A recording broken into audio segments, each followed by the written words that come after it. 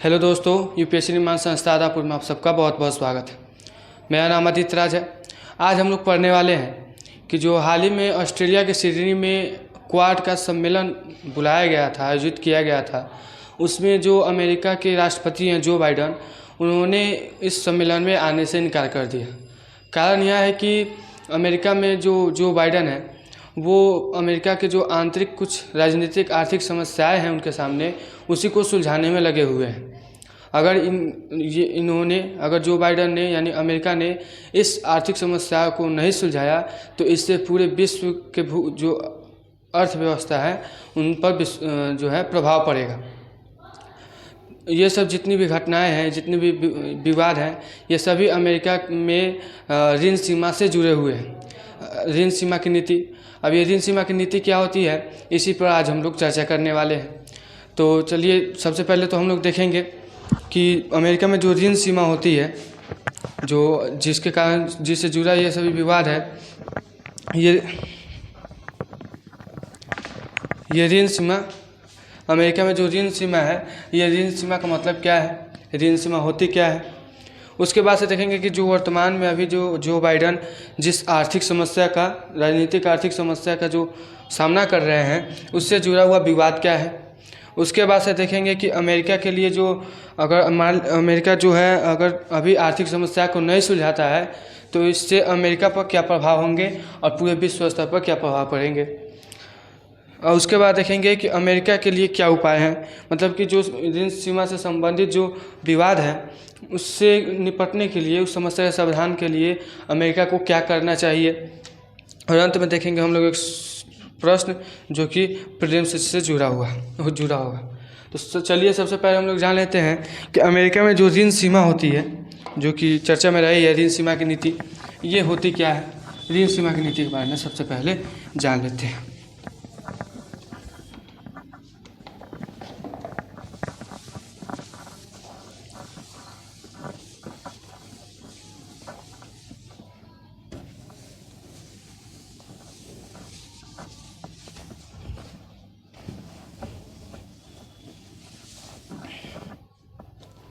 देखिए, ऋण सीमा,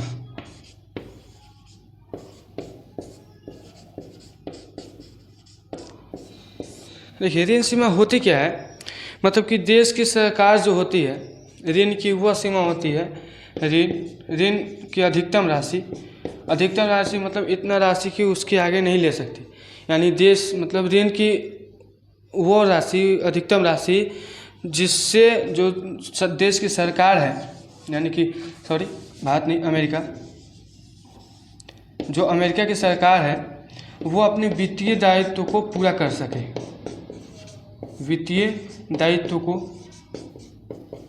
पूरा करने के लिए, कहने का मतलब है कि ऋण की वो राशि जिससे जो अमेरिका की सरकार है वो अपने वित्तीय दायित्व को, यानी कि जो वादा की है देश में वित्तीय संबंधित जो वादा किया है उसको पूरा करने के लिए, यानी वित्तीय दायित्व को पूरा करने के लिए जितनी राशि की आवश्यकता होती है उस राशि को ऋण सीमा कहा जाता है। यानी कि जितनी राशि होती है उससे अधिक नहीं मांग सकते हैं। इसके लिए एक निर्धारित मतलब सीमा होती है कि अधिक से अधिक जो अमेरिकी सरकार है वो उतना ही राशि मांग सकते हैं, उसी को ऋण सीमा कहा जाता है। वित्तीय दायित्व पूरा करने के लिए कहने का मतलब, जैसे देश में जो बहुत सारे जो जिम्मेदारियां होती है वित्तीय से संबंधित, उसको पूरा करने के लिए ऐसी स्थिति तभी आती है ऋण सीमा, जैसे कि जब सरकार जो है अधिक से, मतलब आवश्यकता से अधिक खर्चा करने लगे। जो सरकार होती है जितना कमाती है उससे अधिक खर्चा करे तो ऋण मांगती है, और ऋण मांगेगी तो ऋण उतना ही मांग सकती है जिससे कि उसका वित्तीय दायित्व पूरा हो सके। उसके लिए ऋण सीमा निर्धारित है, मतलब निश्चित है। तो जैसे वित्तीय दायित्व कहने का मतलब, जैसे कि देश में मान लीजिए सामाजिक सुरक्षा का विषय हो, यानी सामाजिक सुरक्षा के लिए मांगे, सामाजिक सुरक्षा के लिए, या फिर सैनिकों के वेतन के लिए, सैनिकों के वेतन के लिए, जो देश में सैनिक कार्यरत हैं उनके वेतन के लिए, या फिर राष्ट्रीय जो है तो क्या करती है कि जो सरकार होती है अमेरिकी सरकार, वो ऋण लेकर के इन सभी अपने देश के अंदर जितनी वित्तीय दायित्व है उसको पूरा करती है। इसको पूरा करने के लिए ऋण मांगती है, तो ऋण मांगती है जो कि निश्चित है कि इतना सरकार जो है इतना ऋण ले सकती है, उससे अधिक नहीं। तो उसी ऋण को ऋण सीमा कहा जाता है अमेरिका में। ऐसी स्थिति तभी आती है जब देश में जो अमेरिकी सरकार है उसके जो राजस्व के स्रोत जो है जिससे वो राजस्व कमाती है, तो जब अमेरिकी सरकार के राजस्व के स्रोत कम हो जाए, यानी कि जो अमेरिकी सरकार के जो राजस्व है, राजस्व के स्रोत अगर कम हो जाए तो इससे अमेरिकी सरकार को ऋण लेने की आवश्यकता हो जाती है, आवश्यकता पड़ जाती है। ऐसी स्थिति ऋण सीमा मतलब ऋण सीमा की स्थिति तभी आती है जब उनके राजस्व के स्रोत में कमी आ जाए। देखा जाए राजस्व की कमी में तो आंकड़ा देखा जाए तो 2001 से अमेरिका में लगातार $1 ट्रिलियन अमेरिका में $1 ट्रिलियन घाटे देखने को मिल रहे हैं। यानी कि 2001 से ही, आज से 21 साल पहले से ही जो अमेरिका में लगातार $1 ट्रिलियन मतलब $1 ट्रिलियन डॉलर जो है घाटे प्रति साल सालाना घाटा जो सालाना देखने को मिल रहा है। यानी कि पूरे सालाना का अगर राजस्व निकाले तो प्रत्येक वर्ष $1 जो ट्रिलियन है वो घाटे में जा रही है, घाटा उतना सहना पड़ रहा है अमेरिकी सरकार को। इसके आगे क्या है जो अमेरिकी इसके अब जैसे मान लीजिए ऋण सीमा जिसके बारे में मैंने बताया, ऋण सीमा अगर लेना हो सरकार को, अमेरिकी सरकार को ऋण अगर लेना पड़ता है तो ऋण सीमा के अंतर्गत ही रहकर लेना पड़ता है। इसके लिए जो सरकार है अमेरिकी सरकार, वो उसके लिए कुछ प्रक्रियाएं निश्चित की गई है, जिस प्रक्रिया के माध्यम से जो अमेरिकी सरकार है वो ऋण लेती है। ऋण लेकर और कुछ ब्याजों के साथ वहाँ के जो ऋणदाता होते हैं, निवेशक होते हैं, वो देते हैं।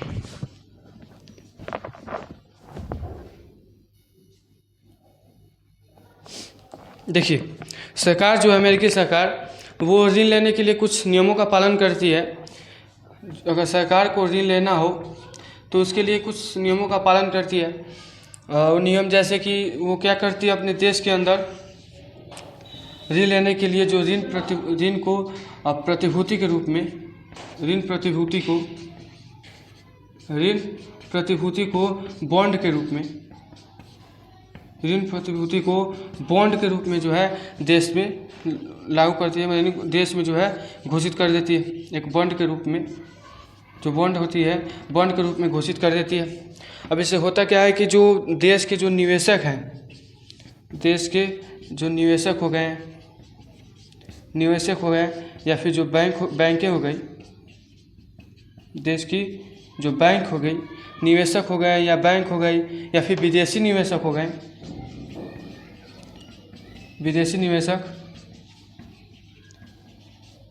ये सभी इस बॉन्ड को खरीदने के लिए जो है निवेश करते हैं, रुपये जमा करते हैं। इस बॉन्ड को खरीदने के लिए जो है सरकार को उधार देते हैं। और इससे क्या होता है, अमेरिकी सरकार उधार लेकर के और एक निश्चित समय के अंदर, एक निश्चित समय सीमा के अंदर इन सभी निवेशकों, बैंक या विदेशी निवेशकों को ब्याज के साथ उनकी पैसे जो है वापस लौटा देती है। इसकी ज़रूरत की इसकी शुरुआत देखें तो पहली बार जो फर्स्ट वर्ल्ड वॉर जो था, फर्स्ट वर्ल्ड मतलब प्रथम विश्व युद्ध के समय पड़ा था 1917 ईस्वी में, जब अमेरिका ने प्रथम विश्व युद्ध में जब शामिल हुआ तब इसकी ज़रूरत पड़ी थी। उस समय जाने के लिए इसके पास उतने जो धन नहीं थे, इसके पास उतने जो कोष नहीं थे जिसके माध्यम से वो विश्व युद्ध में शामिल होकर युद्ध लड़ सके। इसके लिए उसने इसी नियम का पालन किया और इसकी शुरुआत हुई, ऋण सीमा की शुरुआत हुई। देखा जाए तो अभी तक कुल 78 बार इसमें परिवर्तन किए जा चुके हैं। वर्तमान 2023 तक देखा जाए, 2023 तक इस जो ऋण सीमा है, ऋण सीमा में कुल 78 बार परिवर्तन की जा चुकी है। यानी ऋण सीमा में जो होती है बढ़ोतरी घटोतरी वो की जा चुकी है। कभी ऋण सीमा बढ़ाई जाती है, कभी घटाई जाती है। ऐसे करते करते कुल 78 बार जो है बदलाव हो चुकी है, तो हो चुकी है। अभी वर्तमान में देखा जाए तो जो ऋण सीमा है वो 31.4 ट्रिलियन डॉलर है।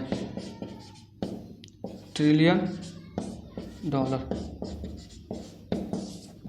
जो बदलाव होते होते अभी वर्तमान में 31.4 ट्रिलियन डॉलर, यानी कि जो सरकार है वो अधिकतम 31.4 ट्रिलियन डॉलर ही ले सकती है। यही है ऋण सीमा। ऋण सीमा यानी ऋण की एक निश्चित सीमा तय की गई है कि सरकार इससे ज़्यादा जो ऋण है वो नहीं ले सकती। तो वर्तमान में 31.4 ट्रिलियन डॉलर है। तो ये तो थी कि जो अमेरिका में ऋण सीमा होती है वो क्या होती है, उसके बारे में हमने देखा। अब देखते हैं कि अभी वर्तमान में जो विवाद चल रही है ऋण सीमा को लेकर के, उससे संबंधित क्या विवाद है, उन विवादों को देख लेते हैं।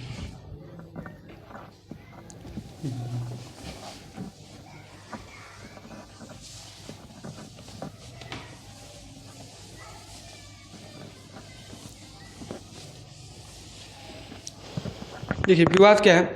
विवाद से पहले हम कुछ वहाँ के मतलब प्रशासनिक व्यवस्थाओं के बारे में जान लें। तो जो अमेरिकी खजाना है, अमेरिका में जो अमेरिकी खजाना है, यूएसए का जो खजाना है, इस खजाना पर नियंत्रण जो है वहाँ के कांग्रेस को होता है। कांग्रेस कहने का मतलब अमेरिका की जो संसद होती है, संसद, वहाँ की संसद के नियंत्रण में होती है। अमेरिकी खजाना जो है वो संसद के नियंत्रण में होती है। और इसे खर्च करने का अधिकार, खजाना को खर्च करने का अधिकार वहाँ के राष्ट्रपति को होता है, जो कि अभी जो बाइडन है। यानी कि अमेरिकी खजाना, जो अमेरिका में जो खजाना है, उस खजाना को मतलब उस खजाना को नियंत्रण में रखती है वहाँ की संसद, और खर्चा करने का अधिकार है राष्ट्रपति को। तो राष्ट्रपति क्या करती है, राष्ट्रपति के लिए एक सीमा निर्धारित की गई है, यानी ऋण सीमा जो है निर्धारित की गई है।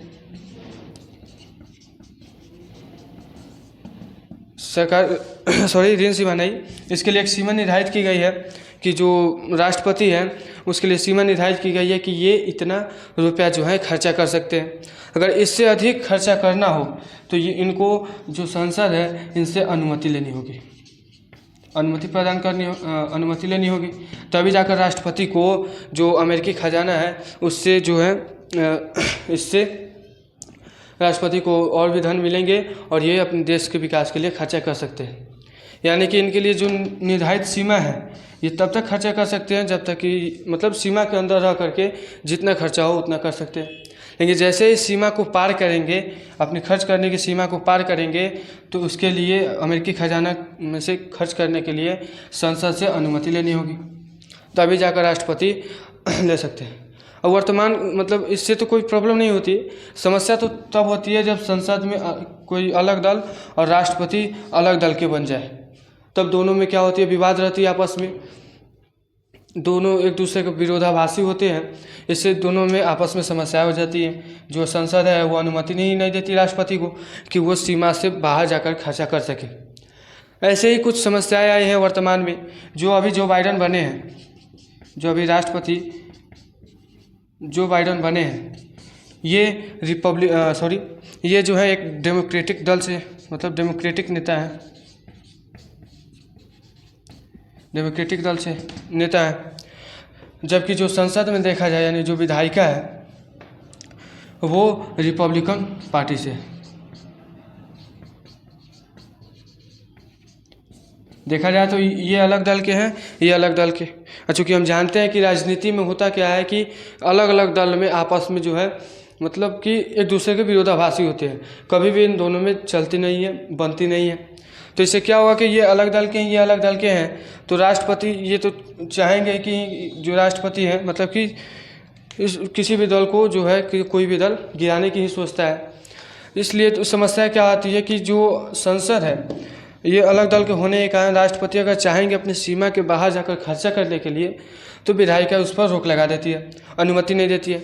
यही समस्या अभी वर्तमान में आ चुकी है कि जो बाइडन है वो डेमोक्रेटिक पार्टी से हैं और जो संसद है वो अभी रिपब्लिकन पार्टी से जुड़ी हुई है, दोनों अलग अलग दल के हैं। तो इससे क्या हुआ है कि जो बाइडेन के पास समस्या आ गई है और उधार लेने की स्थिति आ गई है इनके सामने कि उधार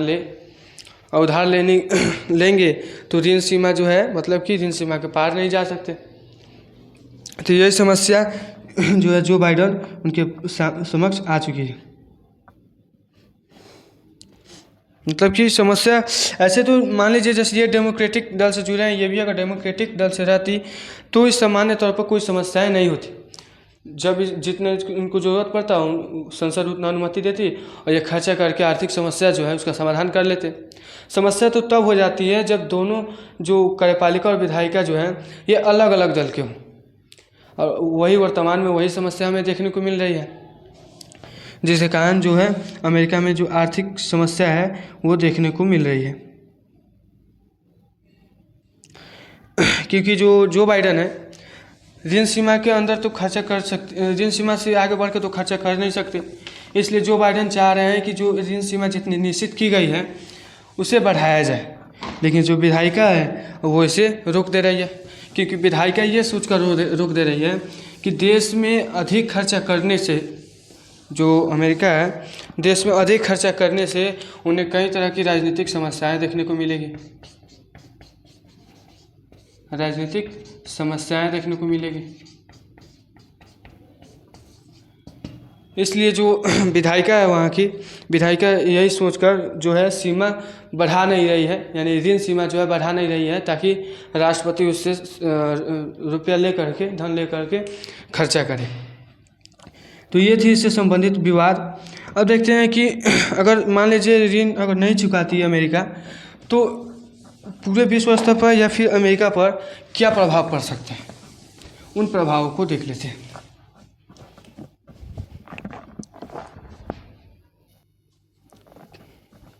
चलिए, तो अब हम लोग जान लेते हैं कि अगर अमेरिका उस ऋण को मतलब चुका नहीं पाती है, जितना अगर ऋण ली है उस ऋण को चुकाने के लिए उसे तो ऋण मिल नहीं रहा है, अगर चुका नहीं पाएगी तो उसके लिए उसके सामने मतलब क्या क्या परिणाम होंगे उसको देख लेते हैं। तो पहले परिणाम तो यही होगा कि अगर अमेरिका जो है अमेरिका अगर ऋण का भुगतान नहीं कर पाती है, ऋण का जो है भुगतान नहीं कर पाती है, तो इससे होगा क्या कि इसे पहली बार डिफ़ॉल्ट घोषित कर दिया जाएगा। डिफ़ॉल्ट कहने का मतलब दिवालिया। अमेरिका को पहली बार डिफ़ॉल्ट घोषित कर दिया जाएगा, दिवालिया घोषित कर दिया जाएगा। दिवालिया घोषित करने से जो अमेरिकी अर्थव्यवस्था काफ़ी गहरे रूप से अस्त व्यस्त पूरी हो जाएगी, यानी कि जो अर्थव्यवस्था जो है अमेरिकी अर्थव्यवस्था वो काफ़ी प्रभाव होगी।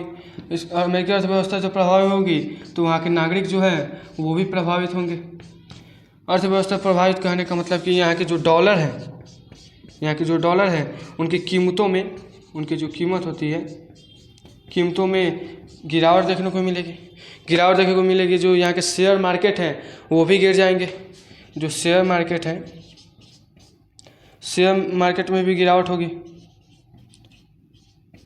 अब सीधी सी बात है, अगर अमेरिकी अर्थव्यवस्था पर प्रभाव पड़ेगा तो विश्व अर्थव्यवस्था में तो अमेरिका का महत्वपूर्ण योगदान है। तो अमेरिका का अगर अर्थव्यवस्था प्रभावित होगी तो पूरे विश्व की अर्थव्यवस्था प्रभावित होगी। अगर पूरे विश्व की जो अर्थव्यवस्था प्रभावित होगी तो हमारा भारत भी उसी विश्व का हिस्सा है। यानी कि अगर देखें तो इनडायरेक्टली रूप से, अप्रत्यक्ष रूप से जो है भारत की अर्थव्यवस्था भी प्रभावित होगी। तो इसके लिए ज़रूरी है कि जो यहाँ के राष्ट्रपति हैं जो बाइडेन इस समस्या का समाधान करें।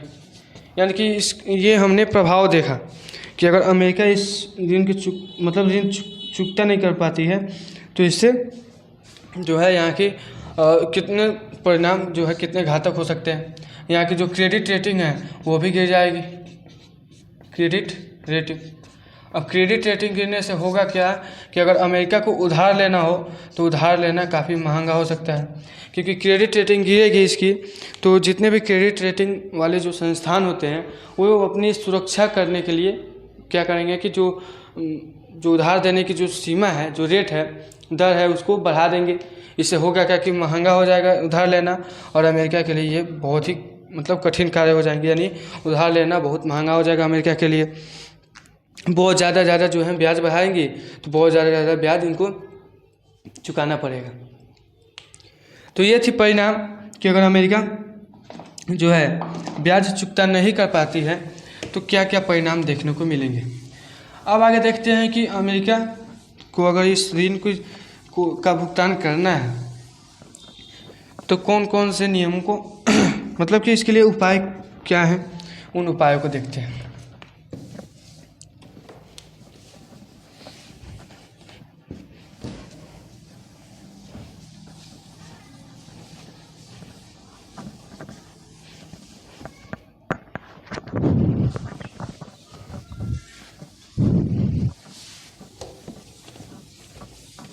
देखिए उपाय को देखिए तो पहली बार तो ये देखिए कि अभी वर्तमान में जो समस्या है अभी अमेरिका के समक्ष खड़ा है, मतलब जो अमेरिका के राष्ट्रपति जो बाइडन है उनके समक्ष जो अभी समस्याएं खड़ी है वो कोई नई समस्या नहीं है। इसके पहले भी 2011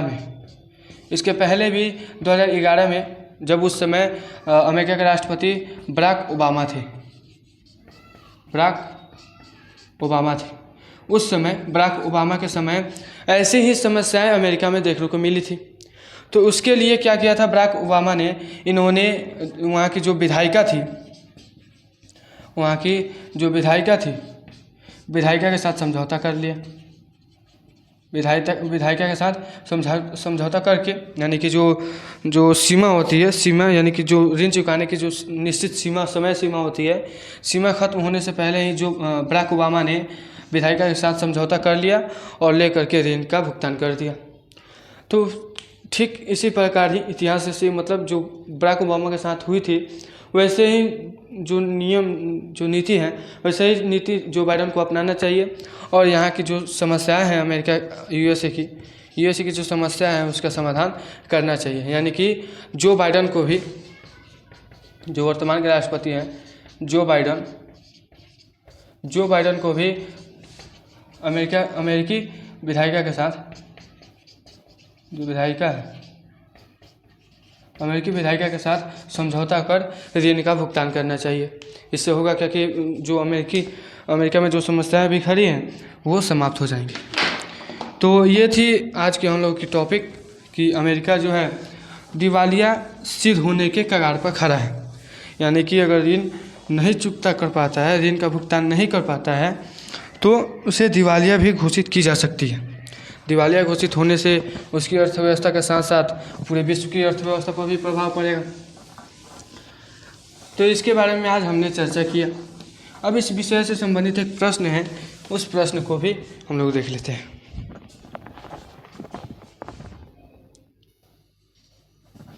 चलिए, अभी हमने जिस टॉपिक पर बात की उस विषय से संबंधित एक प्रश्न को देख लेते हैं। सवाल है कि अमेरिका के राजनीति के संबंध में कौन सा कथन सत्य है। ऑप्शन ए, अमेरिका में लोकतंत्र है और गणतंत्र भी है। ऑप्शन बी, अमेरिका में एकीकृत न्यायपालिका है। ऑप्शन सी, उपयुक्त में से दोनों। और ऑप्शन डी, इनमें से कोई नहीं। आशा है कि मैंने जिस टॉपिक पर भी बात की, जिस टॉपिक को समझाया उसे वो आप लोग को समझ आया होगा। तो इसी प्रश्न के साथ हम लोग की टॉपिक ख़त्म होती है। जल्दी मिलते हैं नए टॉपिक के साथ। तब तक हंसते रहिए, हंसाते रहिए और पढ़ते रहिए, पढ़ाते रहिए। धन्यवाद।